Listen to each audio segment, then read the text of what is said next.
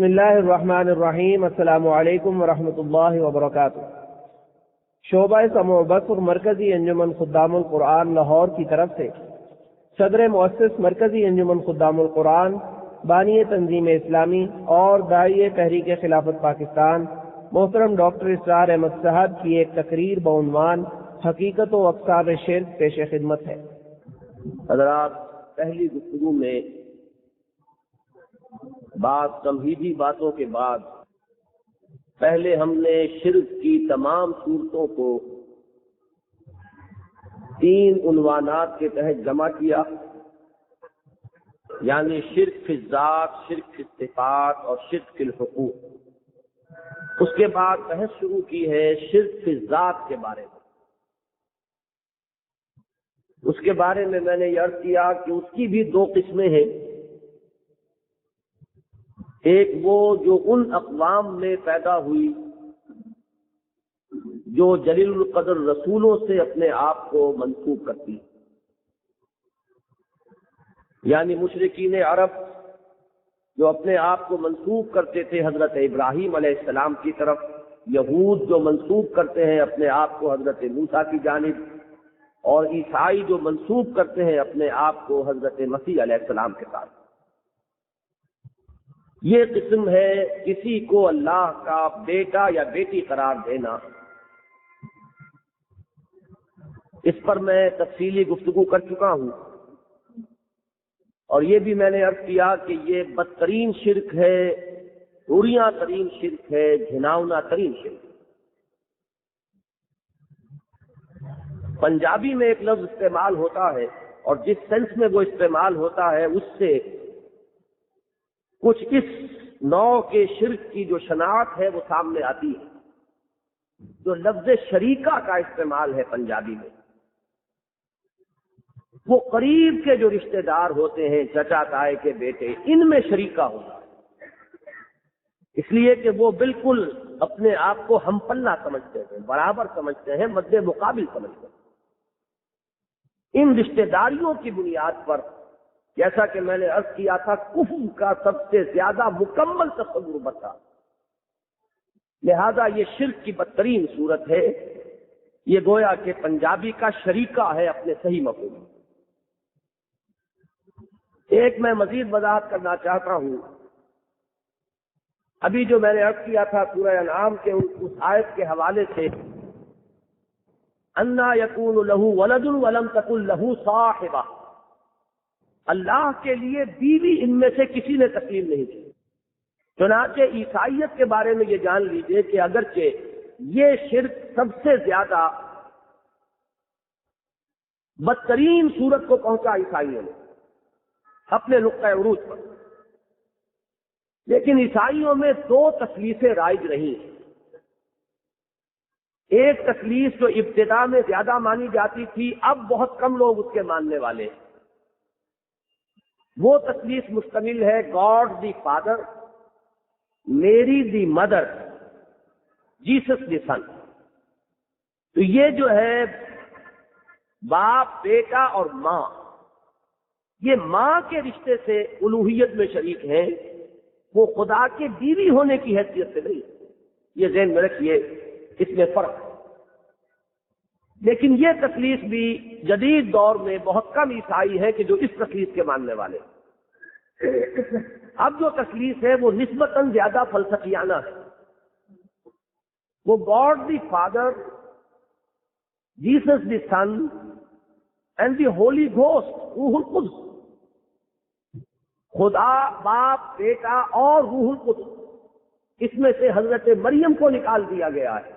یہ بھی میں سمجھتا ہوں کہ وہی بات کہ وہ جو شائبہ ہے بیوی ہو جانے کا، وہ انسانی ذہن کو اس درجے برا لگتا ہے، نامناسب محسوس ہوتا ہے کہ اگرچہ کبھی یہ لفظ حضرت مریم کے لیے استعمال نہیں ہوا، انہیں صرف حضرت مسیح کی والدہ کی حیثیت سے اس پہلی تثلیث میں شامل کیا گیا تھا، لیکن پھر بھی چونکہ ذہن غیر شعوری طور پر ادھر جاتا تھا، لہذا اس سے ہٹ کر انہوں نے جو تثلیث اب جو ان کے ہاں رائج ہے وہ تثلیث ہے باپ، بیٹا اور روح القدس کی۔ اب آئیے یہ جو شرک فی الذات کی دوسری شکل ہے جو فلسفیانہ مذاہب میں رائج رہی. فلسفیانہ مذاہب کی جو مکمل ترین اور نمایاں ترین مثالیں ہیں وہ ہندوستان کے مذاہب. ہندو مت اصل میں کوئی ایک مذہب نہیں ہے، یہ بہت سے مذاہب کا مجموعہ ہے. ان میں وہ مذاہب بھی ہیں جو خدا کا سرے سے انکار کرتے ہیں، وہ مذاہب بھی ہیں جو شدید ترین شرک کے اندر مبتلا ہیں، اور ان میں وہ مذاہب بھی ہیں کہ جو توحید کی بہت اونچی چوٹی پر پائی. اسی طرح بدھ مت بھی بظاہر احوال جیسا نظر آتا ہے فلسفیانہ مذہب. جین مت بھی ایک فلسفیانہ مذہب ہے. تاؤزم اور کنفیوشنزم جو ہے یہ بھی فلسفیانہ مذاہب ہے. یہ ہند چینی انڈو چائنیز جو مذاہب ہیں ان سب کی بنیاد فلسفہ ہے. الا ماشاء اللہ ہم یقین کے ساتھ نہیں کہہ سکتے. میں نے کئی مرتبہ عرض کیا ہے کہ گوتم بدھ کے بارے میں یہ گمان بعض حضرات کا محققین کا ہے کہ معلوم ہوتا ہے کہ وہ ذل کفل تھے، کپل وستو والے. تو کپل جو ہے وہ فے سے بدل گیا تو ذل کفل. واللہ اعلم. بہرحال ان فلسفیانہ مذاہب میں شرک کی جو دو صورتیں بنی اس کو جان لیجئے. ایک وہ جسے انگریزی میں تعبیر کیا جاتا ہے پینتھیزم سے، فارسی میں اس کا ترجمہ ہماؤس. اگرچہ اس کو کنفیوز کیا جاتا ہے وحدت الوجود سے جو ہمارے ہاں بعض حکماء اور فلاسفہ اور صوفیاء کی اکثریت جس کو مانتی ہے، بعض لوگ ناسمجھی میں اس ہماؤس کو اس کے مترادف قرار دیتے ہیں یا اس وحدت الوجود کو اس کے مترادف قرار دیتے ہیں. وحدت الوجود پر گفتگو ہوگی انشاءاللہ تفصیل کے ساتھ، لیکن وہ شرک فی صفات کے ذیل میں گفتگو ہوگی.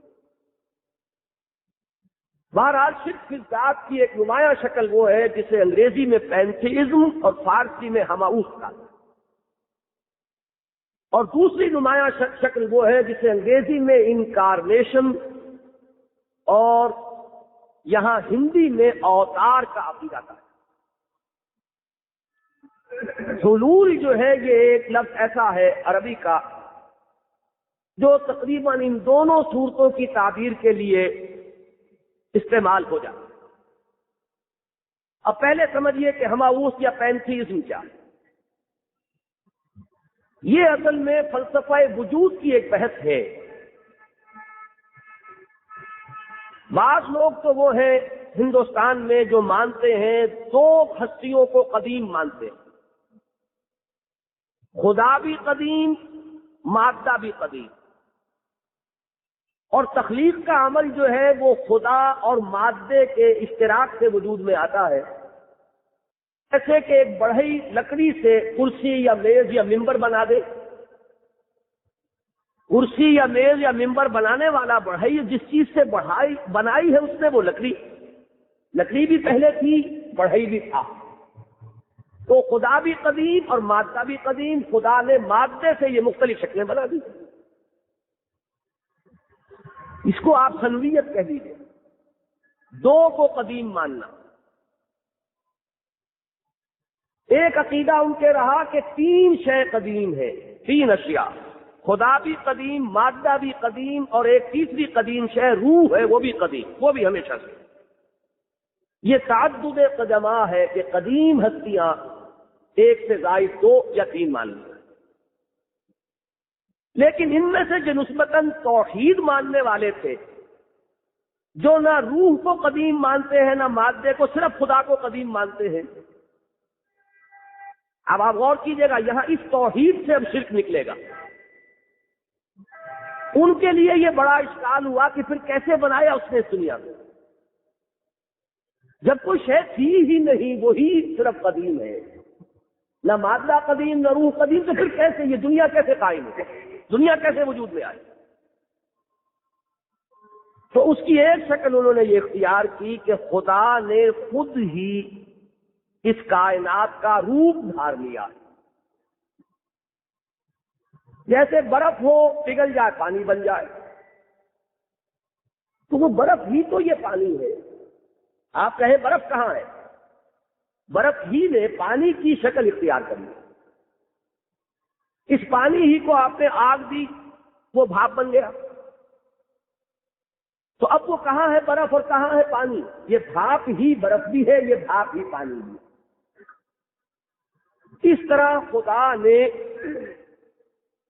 کلیتاً یا جزواً، یعنی اس کی بھی دو شکلیں ہوں گی کہ خدا اب رہا ہی نہیں، خدا کل کا کل اس کائنات کی شکل میں ڈھل گیا، تو علیحدہ خدا کے نام سے کوئی شے نہیں، یا خدا کے کسی جز نے یہ کائنات کی شکل اختیار کر لی، تو اگرچہ خدا بھی کسی درجے میں ہے لیکن یہ کائنات بھی اس کا جز، یہ اسی کے ایک جز کی شکل ہے۔ آپ نے دیکھا ہوگا ہندوؤں کے ہاں یہ تصورات ہیں کہ سر سے برہمن پیدا ہوا، بازوؤں سے کھچڑی پیدا ہوئے یہ جو لڑنے والے ہیں، اور اس کے پاؤں سے یہ شودر پیدا ہوئے وغیرہ وغیرہ۔ تو یہ تصورات جو ہے یہ سب ان کے ساتھ ایک منطقی ربط ہے۔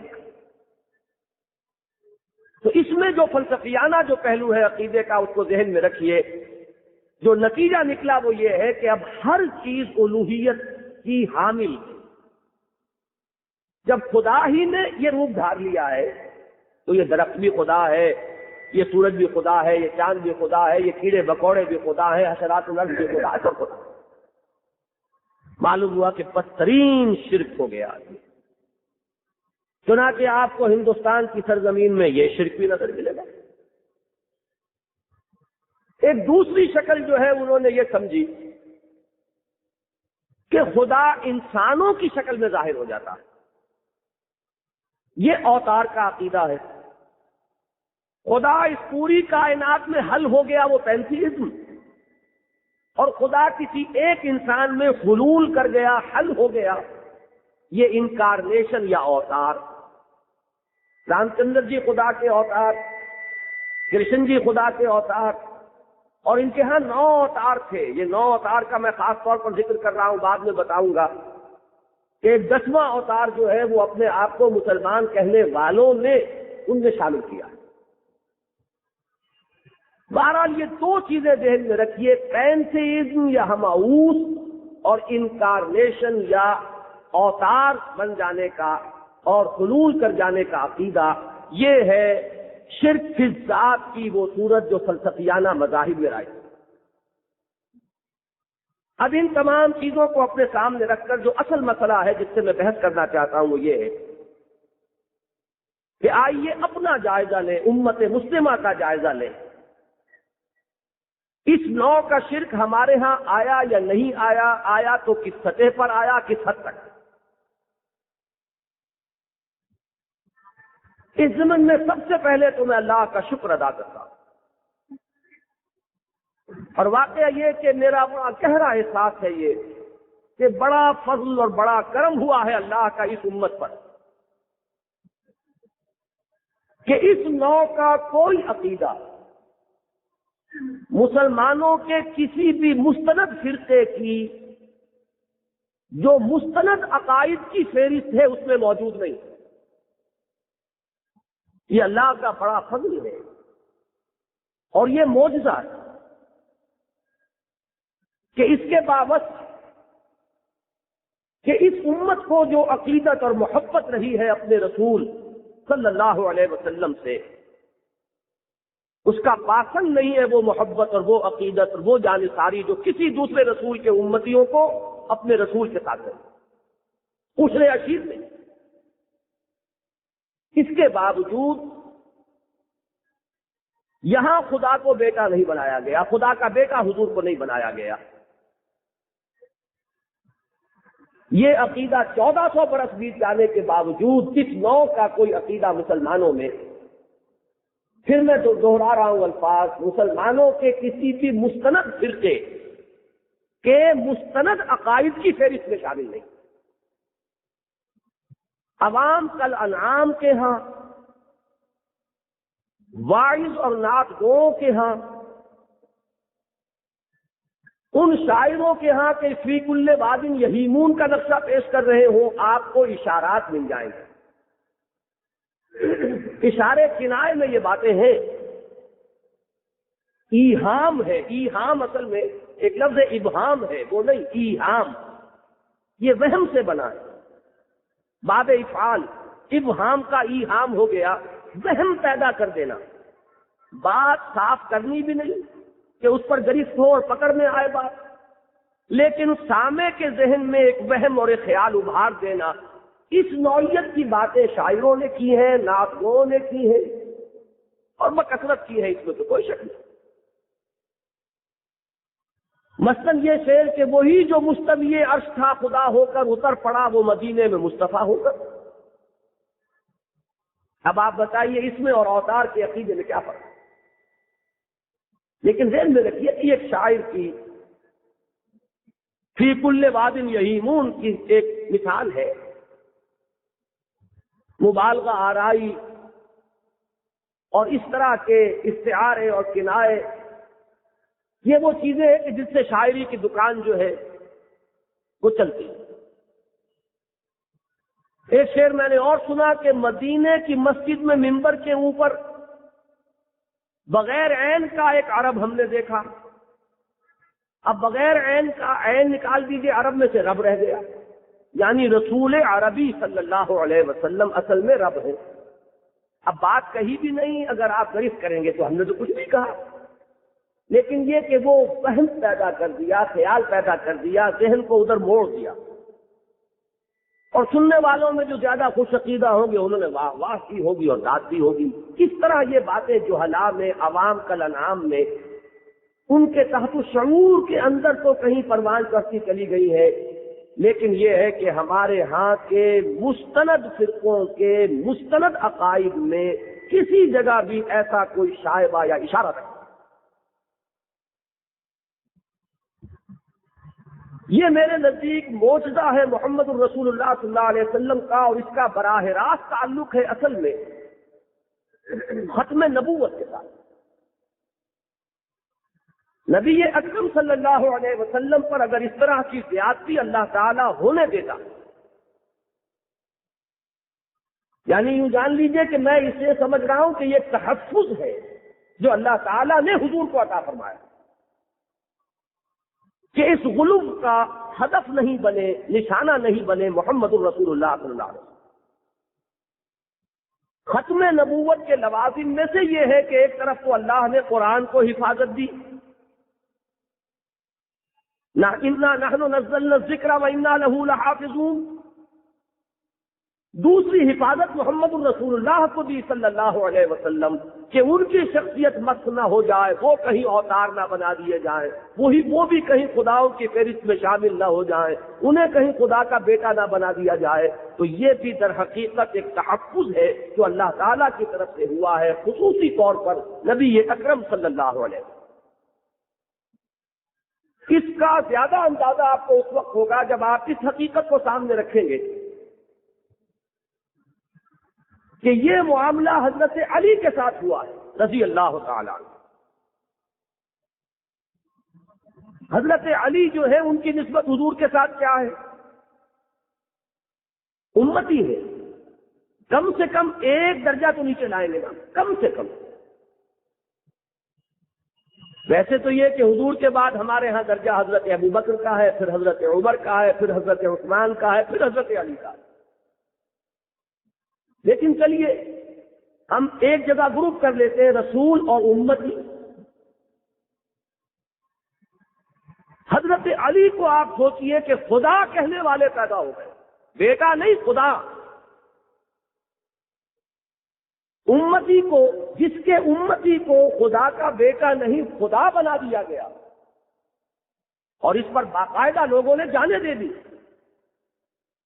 بہت سے لوگوں کو حضرت علی نے زندہ آگ میں جلوایا اس بدترین عقیدے کی وجہ سے، اور چونکہ یہ یہودی سازش تھی، میں اس کا ذکر کر چکا ہوں اپنے جمعے کے پچھلے خطبے میں، ان لوگوں نے وہ جانے دی ہیں اور پورے استقلال کے ساتھ جانے دی، اس لیے کہ قربانی دیے بغیر کوئی سازش کی آگ آگے نہیں بڑھ سکتی۔ تو حضرت علی کو جو امتی ہے خدا کا بیٹا نہیں خدا بنا دیا گیا. اور آج بھی آپ دیکھیے کہ ہمارے جو حالات میں جو نعرہ ہے وہ یا علی مدد کا ہے یا محمد مدد کا نہیں ہے.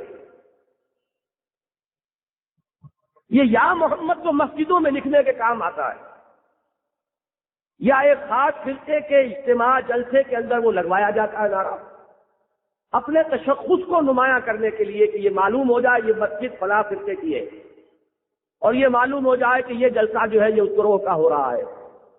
باقی یہ ہے کہ جو میدان میں نعرہ اصل میں لگتا ہے وہ کبھی بھی آپ نے یا محمد مدد کا نہیں سنا ہوگا, وہ یا علی مدد.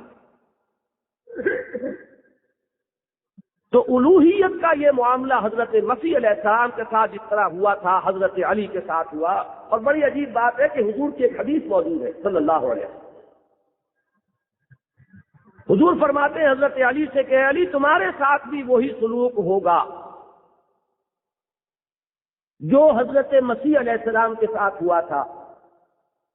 ایک گروہ ان کی عقیدت میں اس قدر غالی ہو گیا, اتنا غلو اس نے کیا کہ اس نے اسے خدا کا بیٹا بنا دیا, اور ایک گروہ ان کی دشمنی میں اس انتہا کو پہنچا کہ اپنے بس پڑتے تو انہوں نے اسے سولی پر چڑھا کے دم دیا. یہی معاملہ حضرت علی کے ساتھ بیع نہیں ہو کر رہا کہ حضرت علی کو خدا کہنے والے بھی پیدا ہوئے اور خوارج کا وہ فرقہ بھی پیدا ہوا, وہ جماعت بھی پیدا ہوئی جو حضرت علی کو کافر کہتی تھی, واجب القتل کہتی تھی, اور انہی میں سے ایک فرد نے بالآخر حضرت علی رضی اللہ تعالیٰ عنہ کو شہید کی. وہی انتہا جو ہے دونوں طرف کی حضرت علی کے بارے میں. اب آپ اس پس منظر میں دیکھیے کہ حضور کو خدا نہیں کہا گیا, خدا کا بیٹا نہیں کہا گیا. ویسے یہ ہے کہ نقل کفر نہ باشد خاکم بدہن بات سمجھانے کے لیے کہہ رہا ہوں کہ اگر اس نسبت و تناسب کو دیکھیے تو پھر تو یہاں حضور کو تو خدا کا باپ قرار دیا جانا چاہیے, بیٹا نہیں. جب امتی کو خدا بنایا, خدا کا بیٹا نہیں, تو اس سے اوپر کے درجے میں پھر کیا ہے. لیکن یہ کہ یہ اللہ کا فضل ہے, یہ اللہ کا کرم ہے, یہ اس کا خصوصی تحفظ ہے کہ اس نوع کا کوئی بھی خیال ہمارے ہاں پیدا نہیں ہوا. جو چیزیں ہیں وہ میں نے عرض کر دیا. بدقسمتی سے یہ شاعری نعت گوئی, مجھے ایک صاحب نے ابھی پہلی تقریر سے قبل ایک رقعہ دیا تھا کہ فلاں صاحب کے نعت کے اشعار یہ ہے, تو کوئی بھی شخص ہو ہمارے ہاں کوئی بھی اس سے بچا نہیں. نعت کہتے ہوئے حدود کے اندر رہنا یہ اکثر و بیشتر بہت مشکل ہے. بات بالکل صحیح ہے کہ ادب گاہی زیر آسماں عرش نازک تر نفس گم کر دمی آیا جنید و بایزیدی جا. یہاں جب بات ہوتی ہے تو عدم توازن کچھ پیدا ہو جاتا ہے, ہوش کا دامن ہاتھ میں رہتا نہیں. اور اس میں بڑے اس میں ہمیں اچھی طرح جان لینا چاہیے کہ بڑے سے بڑے ممدوح شخصیت کی بھی ممدوحیت مانے نہ ہو, روڑا نہ بنے ہمارے راستے کا حق کو تسلیم کرنے میں اور باطل کے ابطال میں. معصوم صرف نبی ہوتے ہیں اور نبوت ختم ہو گئی محمد رسول اللہ صلی اللہ علیہ وسلم. اپنی ذات میں حجت وہی تھے, باقی سب کو تو پرکھا جائے گا قرآن اور حدیث کی کسوٹی پر. جو اس پر صحیح ہے وہ صحیح ہے, جتنا حصہ ان کا صحیح ہے اتنا حصہ صحیح ہے. باقی یہ ہے کہ کسی بھی شخص کو ہم وہ درجہ نہیں دے سکتے کہ وہ جو چاہے کہہ دے ہم اسے تسلیم کر لیں گے.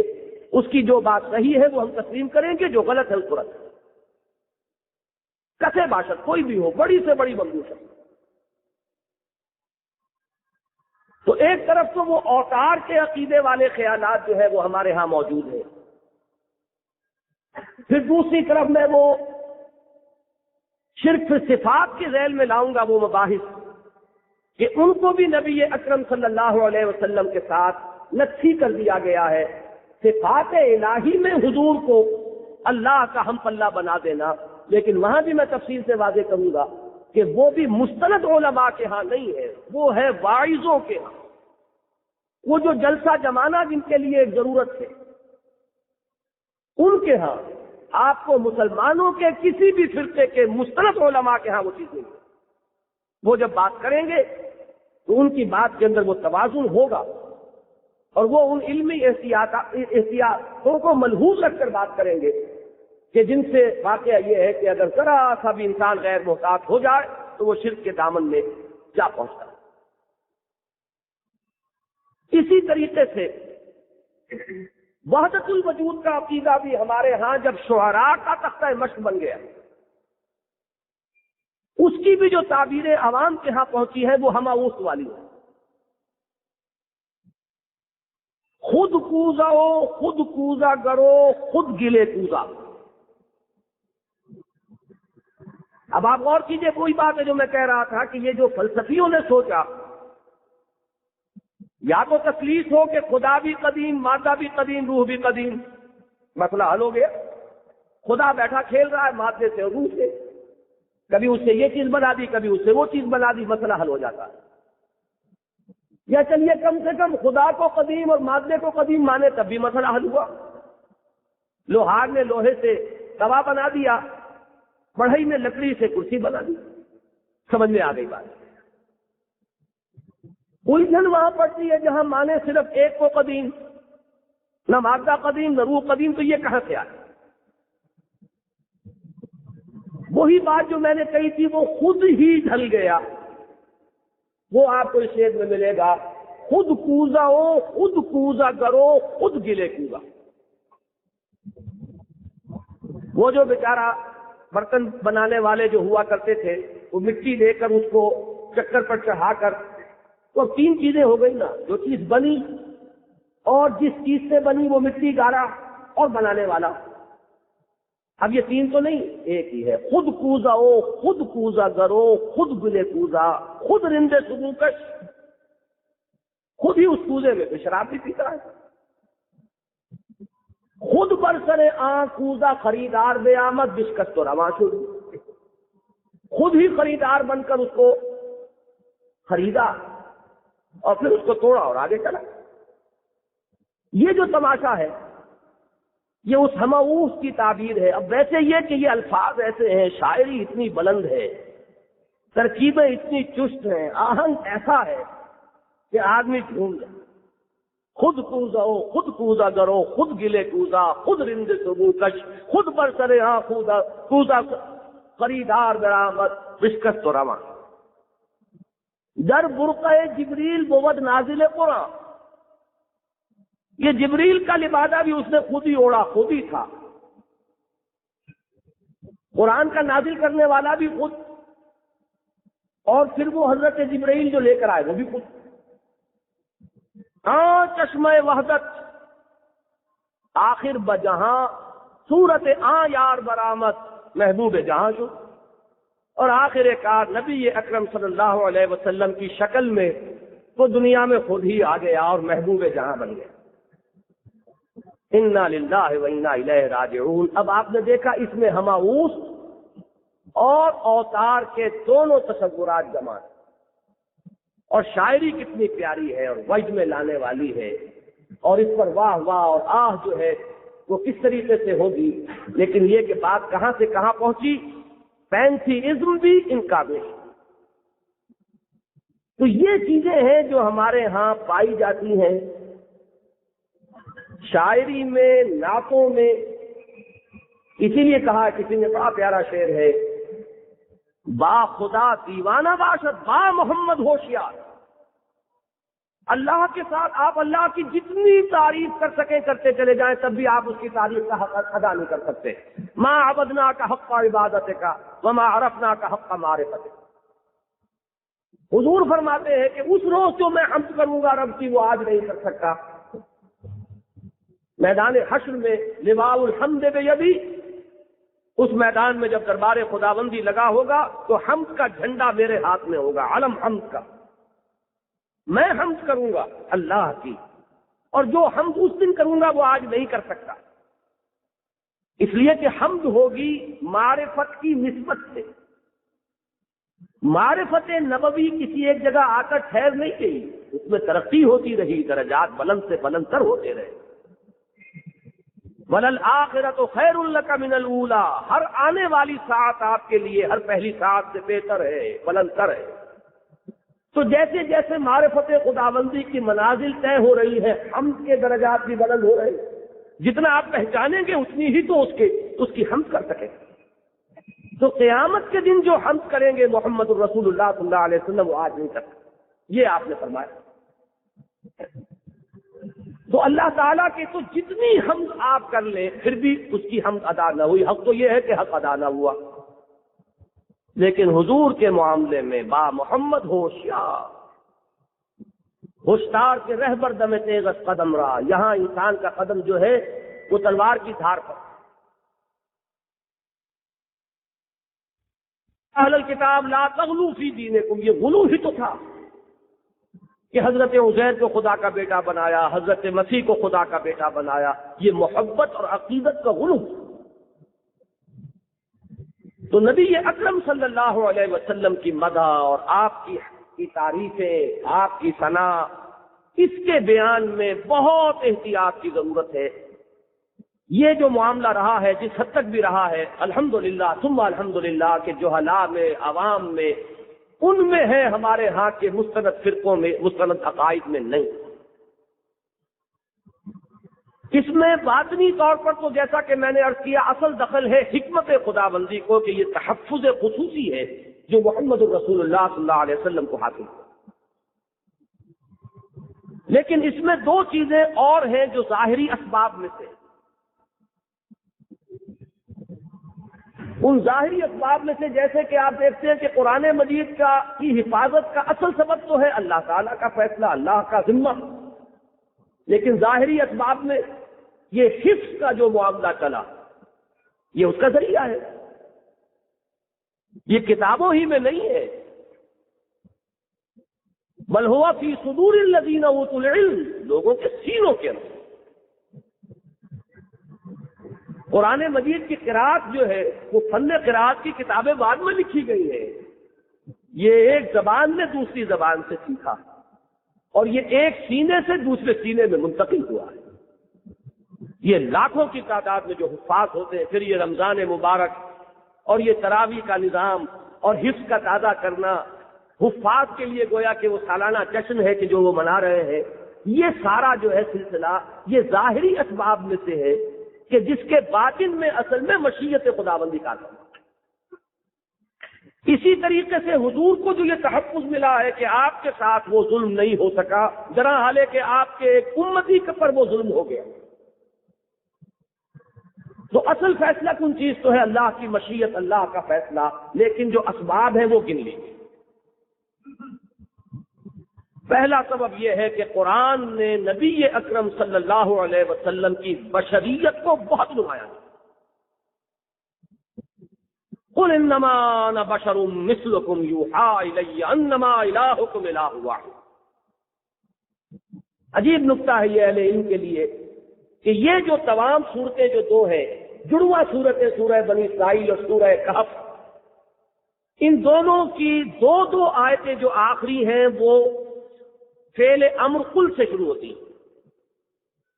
قل ادعوا اللہ عبد الرحمن ایما تدعوا فلہ الاسماء الحسنى ولا تجہر بصلاتک ولا تخافت بها وابتغ بین ذلک سبیلا وقل الحمد للہ الذی لم يتخذ ولدا ولم یکن له شریک فی الملک ولم یکن له ولی من الذل وکبرہ تکبیرا۔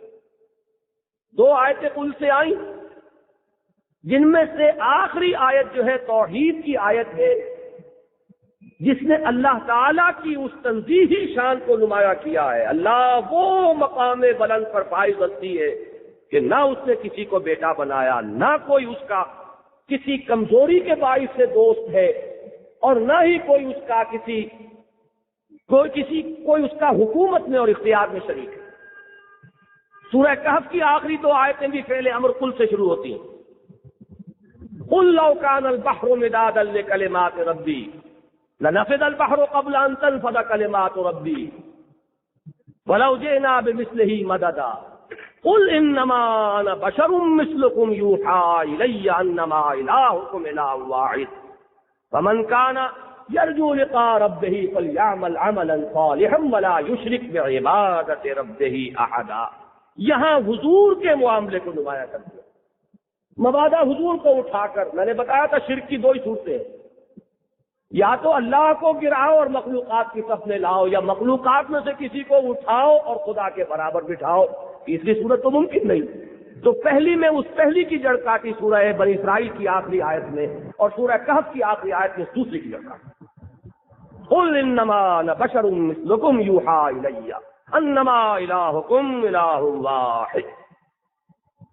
یہی مضمون سورہ بنی اسرائیل میں بھی آیا. جب ذکر کیا گیا کہ یہ لوگ یہ کہہ رہے ہیں کہ یہ معجزہ دکھاؤ، یہ معجزہ دکھاؤ، ہمارے لیے ایک چشمہ یہاں فوراً برآمد کر دو، ایک باغ ہو جائے، محل بن جائے، آسمان پہ چڑھ کر دکھاؤ. سب کا جواب دلوایا، قل سبحان ربی هل كنت الا بشرا رسولا. تم یہ مطالبے مجھ سے کرتے اگر میں نے خدائی کا دعویٰ کیا ہوتا. میں نے خدائی کا دعویٰ نہیں کیا. ثبوت اور دلیل طلب کی جاتی ہے دعوے کی مناسبت سے. میں نے الوہیت کا دعویٰ کیا ہوتا، میں نے خدائی کا دعویٰ کیا ہوتا، تمہارے مطالبے درست تھے. یہ کر کے دکھاؤ، یہ کر کے دکھاؤ تو خدا مانے گا. میں نے تو صرف ایک دعویٰ کیا ہے کہ میں بشر ہوں، رسول. هل كنت الا بشرا رسولا. میرا موقف یہ ہے، تو لہذا مجھ سے اس کے لیے کوئی دلیل طلب کرو، اس کے مناسب کوئی دلیل مانگو. وہی بات جو سورہ بنی اسرائیل میں آئی، انما انا بشر مثلکم یوحی الی. اس وحی کی بنیاد پر رسالت ہے، میرا دعویٰ بس نہیں. هل كنت الا بشرا رسولا. تو پہلی بات تو یہ ہے کہ قرآن مجید نے نبی اکرم صلی اللہ علیہ وسلم کی بشریت کو نمایا. یہاں میں ایک واقعہ آپ کو سنا دوں، مجھے وہ بات بہت اچھی لگی تھی. صاحبزادہ فیض الحسن صاحب ہمارے ہاں اس دوسرے مکتب فکر کے اہم لوگوں میں تھے. ان کی تقریر ایک مرتبہ میں نے ساہیوال میں سنی، جو اس وقت منگومری کہلاتا تھا، اور ان کا جملہ مجھے بہت پسند آیا. ظاہر بات ہے کہ وہاں جو جمع تھے لوگ وہ تو ان کے ہم مشرب ہم مسلک لوگ تھے، لیکن انہیں جس لطیف پیرائے میں انہوں نے بات سمجھائی، بظاہر تو وہ تنقید کر رہے تھے مخالفین پر، لیکن یہ بھی ایک انداز ہے. انہوں نے دوسرے لوگوں کو، مخالفین کو للکار کر کہا کہ کیا تم ہمیں پاگل سمجھتے ہو، کیا تم ہمیں جاہل سمجھتے ہو، کیا ہم قرآن نہیں پڑھے ہوئے، کیا ہم عربی نہیں جانتے، کیا ہم نہیں جانتے کہ قرآن نے حضور کو بشر کہا ہے. ہم صرف یہ کہتے ہیں کہ تم ان کی بشریت کو زیادہ نمایاں نہ کرو، بشر کی رٹ نہ لگاؤ. صرف یہ کہتے ہیں کہ یہ سوء ادب ہے، اس لیے کہ تمہارے والد کا کوئی نام ہے عبد الرحمان، تو عبد الرحمان کہہ کر نہیں پکارتے، انہیں ابا جان کہتے ہیں. یہ مثال اور یہ تشبیہ اس انداز میں سمجھانا، تو جان لیجیے کون ہوگا، کون جاہل ان پڑھ ہوگا جو انکار کرے قرآن مجید کا. اور جس طریقے سے کہ اب یہ بات اپنی جگہ پر ہے کہ اگر قرآن ایمفسائز کر رہا ہے تو کسی حکمت سے کر رہا ہے. فعل الحکیم لا یخلو عن الحکمہ. کوئی ضرورت ہے کہ جس کی وجہ سے اس کو نمایاں کیا جا رہا ہے، کوئی فتنہ ہے کہ جس کا سدباب مقصود ہے. اس درجے میں اگر اس کو بیان کرنا پڑے تو بیان کرنا ہوگا اسی مقصد اور اسی حکمت کے تحت. البتہ یہ صحیح ہے کہ زدم زدہ میں جو بات پہنچ جاتی ہے. اب میں آپ کو ایک دوسرے مکتب فکر کے ایک بہت بڑے عالم دین کا ایک واقعہ سناتا ہوں.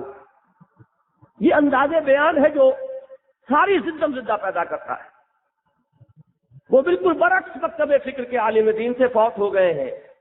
اللہ تعالیٰ مغفرت فرمائے، درجات بلند کرے. میں ان کا نام نہیں لینا چاہتا. جس کی تحسین کرنی تھی اس کا نام لیا ہے، جس پر تنقید کرنی ہے اس کا نام نہیں لینا. وہ تقریر کر رہے تھے پنجابی میں سیرت النبی پر، ملی جلی تقریر جیسی علماء کی ہوتی ہے، اسی میں تفسیر بھی، سیرت بھی، مسائل بھی، اختلافی مسائل بھی. ایک تو یہ کہ اس اللہ کے بندے نے مجال ہے پوری تقریر میں صحابہ کرام کے نام کے ساتھ کہیں حضرت کہا ہو، کہیں رضی اللہ تعالی عنہ کہا ہو. عثمان، عمر، ابو بکر ایک انداز ہے، عثمان ایک انداز ہے، وہ کرتا، یہ سارا معاملہ، سارا ان کا انداز ہے. دوسرے یہ کہ وہ جب انہوں نے بیان کیا بیعت رضوان کا واقعہ، اس پر جو ان کو ترارا آیا ہے اور جو اپنے خطیبانہ انداز میں انہوں نے کہا، اوے عثمان جیوندا، تے بیعت ہو رہی ہے، کتنے گیا تہاڈا علم الغیب؟ یہ ہے وہ انداز کہ جس نے یہ آگ لگائی۔ اگلے روز میں ان کی خدمت میں حاضر ہوا، میں نے کہا حضرت یہ آپ ایک تقریر کر کے چلے جائیں گے، لیکن جو آپ نے یہاں اس تقریر کا سے جو آگ لگائی ہے اب سینکڑوں تقریریں ہوں گی، آخر آپ کیوں نہیں نام لے سکتے حضرت عثمان رضی اللہ تعالیٰ عنہ؟ کہیں رہ جائے 10 دفعہ میں سے 6 دفعہ آپ نے حضرت اور رضی اللہ تعالیٰ عنہ کا نام لیا ہو، اس طرح کہیں رہ گیا تو رہ جائے۔ پھر یہ کہ یہ انداز آخر کہ ایک بہت عمدہ علمی موضوع پر گفتگو تھی، اس میں خام خواہ آپ نے جو ہے آپ کے بتائے بغیر بھی لوگوں کے ذہن میں وہ بات آ گئی تھی، لیکن وہ للکار جب تک نہ ہو تو وہ تقریر میں رنگ کیسے پیدا ہو؟ یہ ہے اصل میں وہ سارا معاملہ رستہ کشی کا، ورنہ یہ ہے کہ ان معاملات کو ہم حل کرنے پر آئیں تو قطعاً کوئی مسئلہ نہیں۔ تو پہلی بات تو میں نے یہ عرض کی کہ یہ جو تحفظ ہوا ہے حضور کا، اس میں بہت بڑا حصہ اس کا ہے کہ قرآن نے حضور کی بشریت کو نمایاں کیا۔ اسی کے تابع سمجھ لیجئے دوسری بات کہ حضور نے اپنی بشریت کو بہت نمایاں کیا، اور حضور نے ذرا سا بھی اگر کہیں وہم پیدا ہونے کا امکان اگر کہیں نظر آیا تو وہاں پر بھی فوراً ٹوک دیا۔ تعظیماً کھڑے ہونا کوئی بڑی بات نہیں، وہ بڑے صاحب آئے ہوں، بزرگ ہستی آئے تو آپ کھڑے ہو جاتے ہیں، یہ تعظیم ہے۔ حضور اپنے لیے اسے بھی پسند نہیں کرتے، سختی سے روکتے تھے۔ ایک صحابی کی زبان سے اسی طرح گفتگو میں نکل گیا، ما شاء اللہ وما شئت، جو اللہ چاہے اور جو آپ چاہیں۔ فوراً ٹوک دیا حضور نے، اجعلتنی للہ ندا، کیا تم نے مجھے خدا کا مد مقابل بنا دیا؟ لفظ ند، لا ند لہ ولا ضد لہ، وہ جو الفاظ ہیں، ند کی جمع ہے انداز۔ وَمِنَ النَّاسِ مَن يَتَّخِذُ مِن دُونِ اللَّهِ أَندَادًا يُحِبُّونَهُمْ كَحُبِّ اللَّهِ، وہ انداز، وہ لفظ استعمال، اتنا سخت لفظ۔ حالانکہ ظاہر ہے کہ ان صحابی کے حاشیہ خیال میں بھی یہ بات نہیں ہو سکتی، لیکن الفاظ ایسے ہیں کہ جس میں وہ وہم پیدا ہو سکتا ہے، وہ ایکویشن کی شکل جو ہے وہ ذہن میں آتی ہے۔ مشیت تو صرف اللہ کی، یہاں تو شان یہ ہے کہ اِنَّكَ لَا تَهْدِي مَنْ أَحْبَبْتَ وَلَٰكِنَّ اللَّهَ يَهْدِي مَن يَشَاءُ۔ اے نبی آپ ہدایت نہیں دے سکتے جس کو چاہیں، یہ آپ کے اختیار میں نہیں ہے، یہ تو اللہ ہی ہدایت دیتا ہے جس کو چاہے۔ تیسری بات جو میں بہت ہی وہ چچی بات ہے، سینسیٹیو بحث ہے، لیکن میں چاہتا ہوں کہ وہ مضمون کی مناسبت سے مکمل ہو جائے بات۔ نہ صرف یہ کہ حضور کی بشریت کو نمایاں کیا قرآن مجید میں، بلکہ کیا لفظ استعمال کیا جائے، زبان دکھتی ہے، خطا کا لفظ استعمال کر لیں، ذلت کا لفظ استعمال کر لیں، زے سے ذلت، قدم کا پھسل جانا۔ جہاں کہیں بھی ایسا مرحلہ آیا ہے، ٹوکا، سخت گرفت کی، اس گرفت کو ہمیشہ ہمیشہ کے لیے قرآن مجید کا جز بنا دیا کہ تمام کلمہ گو، تمام امتی ہمیشہ پڑھتے رہے کہ یہ گرفت ہوئی تھی محمد الرسول اللہ صلی اللہ علیہ وسلم۔ عبس وتولى ان جاءه الاعمى وما يدريك لعله يزكى او يذكر فتنفعه الذكرى اما من استغنى فانت له تصدى وما عليك الا يزكى واما من جاءك يسعى وهو يخشى فانت عنه تلهى كلا انها تذكرة ومن شاء ذكر۔ ذرا انداز دیکھیے، تیوری چڑھائی، منہ موڑ لیا، اس لیے کہ ان کے پاس آیا ایک اندھا۔ آپ کو کیا معلوم، شاید کہ وہ نصیحت اخذ کرتا، نصیحت اسے فائدہ پہنچاتی اور وہ تزکیہ نفس حاصل کرتا۔ تو جو آپ کے پاس چل کر آتا ہے اور اس کے دل میں خشیت ہے، خوف ہے، اس سے آپ بے اتنائی برت رہے، اور جو شان استغنا کا مظاہرہ کر رہا ہے اس کے پیچھے آپ پڑے ہوئے۔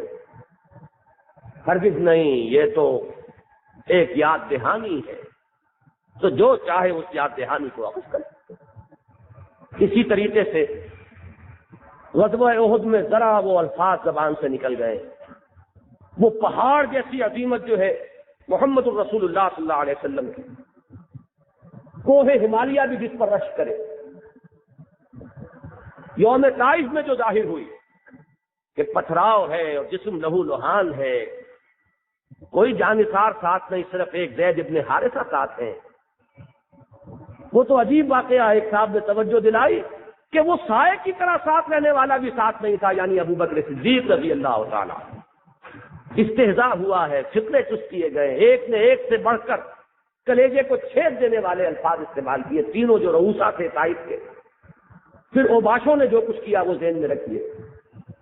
لیکن اس وقت بھی جب آپ کو اختیار دیا گیا کہ اگر آپ چاہیں تو ملک الجبال ان دونوں پہاڑوں کو ٹکرا دے اور یہ رہنے والے جو ہے طائف کے ان کے مابین سرما بن جائیں، کوئی بددعائیہ کلمہ زبان سے نکالنے کے لیے وہ عظیمت محمدی علیہ صاحب صلاۃ وسلام تیار نہیں۔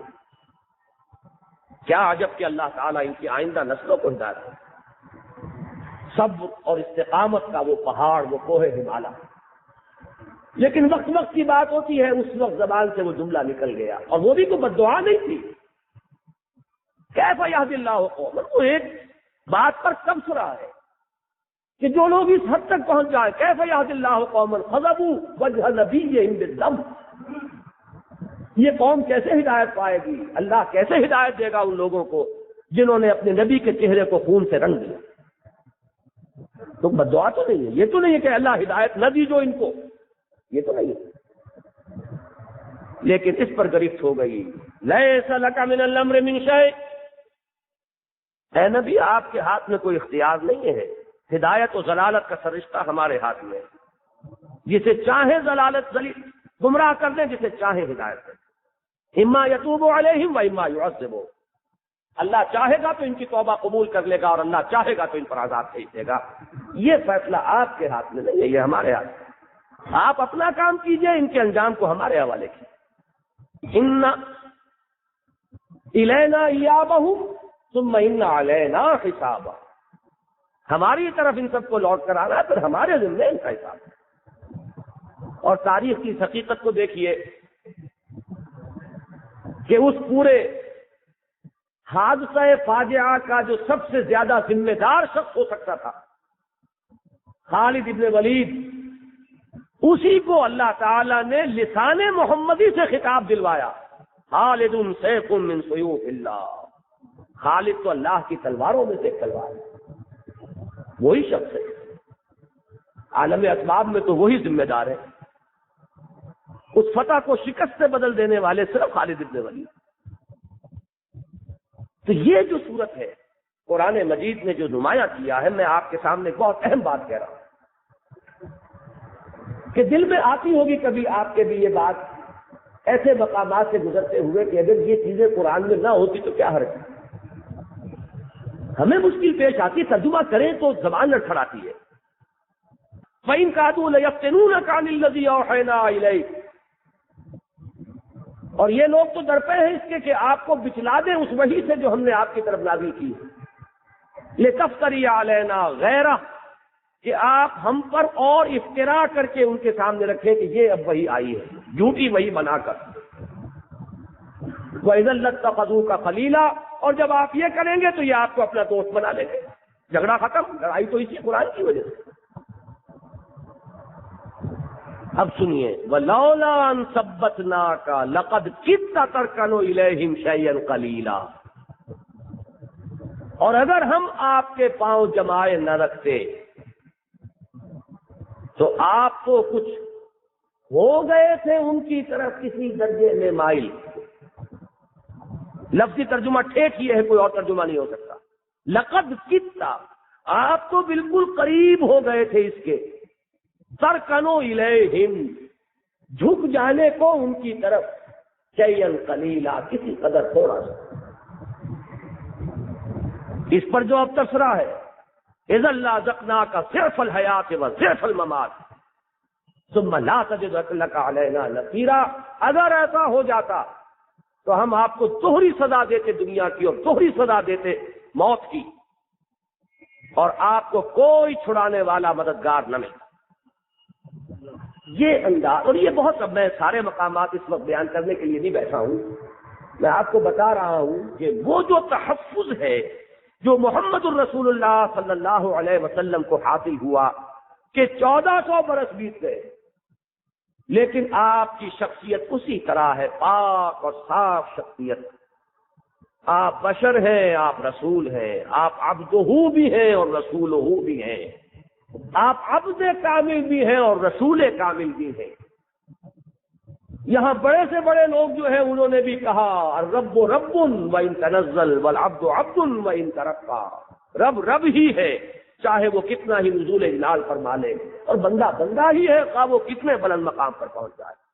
یہ جو امتیاز رکھا گیا ہے 1400 برس بیتنے کے باوجود، گراں حالے کہ ہم دیکھتے ہیں کہ محبت اور عقیدت میں کوئی کمی نہیں رہی ہے کہ جو اس امت میں رہی ہو اپنے نبی کے ساتھ۔ اس کے باوجود یہ کیفیت جو رہی تو اس میں اصل معاملہ تو ہے حکمت خداوندی، مشیت اعزی کا تحفظ ہے اللہ کی طرف سے، جو لازمی نتیجہ ہے ختم نبوت کا۔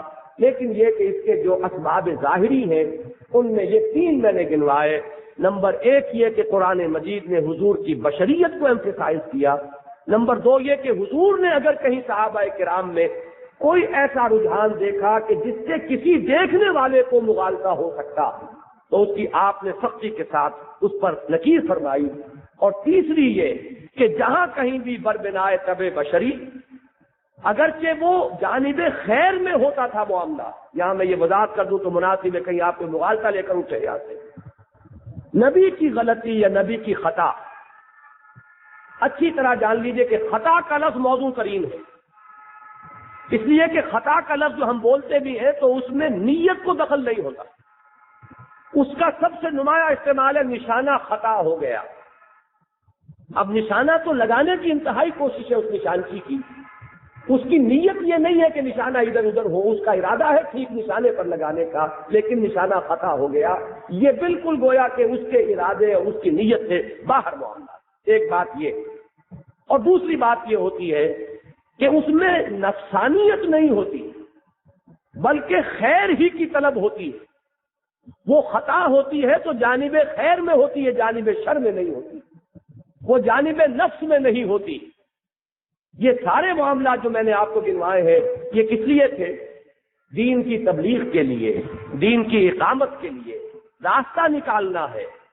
یہ لوگ سردار ہیں، چودھری ہیں، بڑے لوگ ہیں، ان کی طرف توجہ کروں، التفات کروں، ان میں سے اگر ایک ایمان لے آئے تو وہ ہزاروں کے برابر ہو جائے گا۔ وہی وجہ کہ جس کی وجہ سے جھولی پسار پسار کر دعا کی ہے کہ پروردگار عمر ابن الحشام یا عمر بن الخطاب میں سے ایک کو تو ضرور اسلام کی توفیق عطا فرما دے۔ کیوں؟ ان میں سے ایک جو ہے وہ 1,00,000 کے برابر ہے، ایک ایمان لے آئے گا تو اس کو تقویت پہنچے گی دین کو۔ تو یہ سارا دین کے لیے، اپنے لیے نہیں، معاذ اللہ، کوئی اپنی ذاتی آسانی کے لیے نہیں، کوئی اپنی ذاتی قدر و منزلت بڑھانے کے لیے نہیں، یہ ان بڑوں کی طرف التفات اس لیے نہیں تھا کہ کوئی ان کی دولت کی طرف آپ کی کوئی حریصانہ نگاہ تھی، معاذ اللہ ثم معاذ اللہ، بلکہ دین کے لیے، دین کی بہتری کے لیے، مسلمانوں کی مصلحت کے لیے، کہ یہ جو چکی کے پاٹوں میں پسے ہوئے ہیں، اگر کہیں ایسے لوگ ایمان لے آئے چند تو ان کو بھی ریلیف ملے گا، انہیں سہارا ملے گا، ان کو قوت اور تقویت حاصل ہوگی۔ تو یہ ہے اصل میں وہ چیز کہ جس کی وجہ سے وہ تمام معاملات ہوئے۔ لیکن یہ کہ بہرحال ان چیزوں کو قرآن نے جس طرح نمایاں کیا ہے، جو انداز خطاب بڑھتا ہے، اس میں جو الفاظ کے اندر سختی ہے، ان سب کا در حقیقت یہ نتیجہ ہے کہ وہ معاملہ جو ہے امتیاز عبدیت اور ربوبیت کا، مقام ربوبیت اور مقام عبدیت وہ قائم رہے۔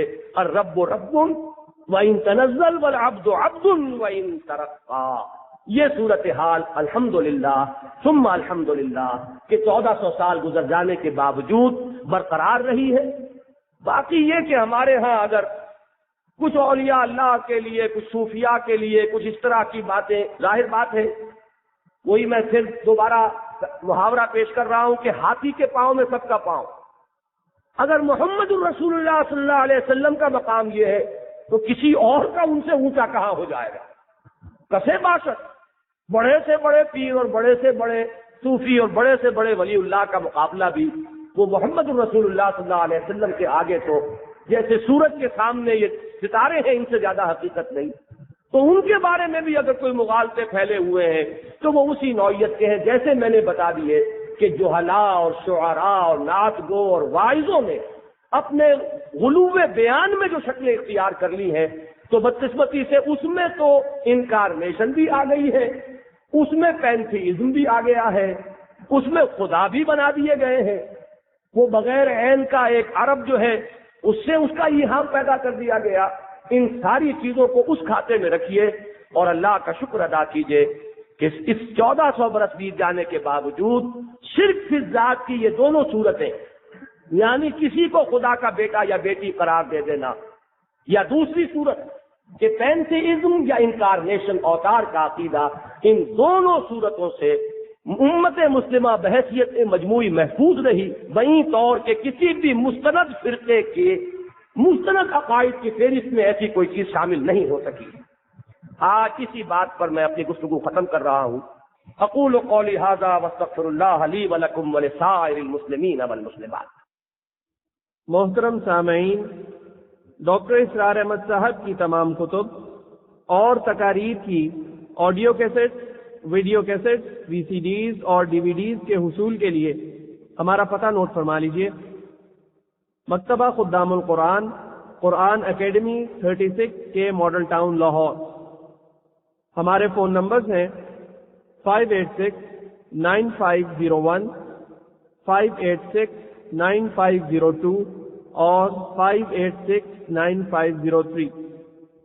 हमारी वेबसाइट का पता है www.tanzeem.org। अल्लाह ताला से दुआ है कि वो हमें अपने दीन को समझने और उस पर सही मानों में अमल करने की तौफीक अता फरमाए। आमीन या रब्बल आलमीन।